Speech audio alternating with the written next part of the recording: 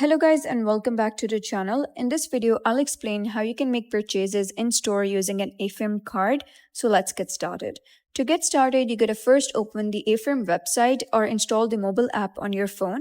Once you're there, sign into your account using your account details to access the main dashboard.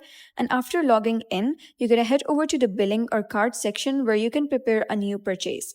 Enter the amount you expect to spend, review the available installment options, and choose the repayment schedule that works best for you.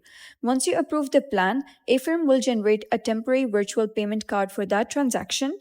Next, you're going to save the virtual card to your Apple Wallet or another supported mobile wallet by tapping the option to add the card directly from the app.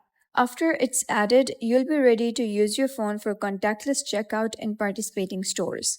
And if you're shopping online, simply select Affirm as the payment option during checkout wherever it's available. For physical stores, use the one-time virtual card through your mobile wallet and tap your device at the payment terminal to complete the purchase. And that's basically how the process works. And if you found this guide helpful, please consider subscribing and leaving a like. It really helps me out, and I'll see you next time.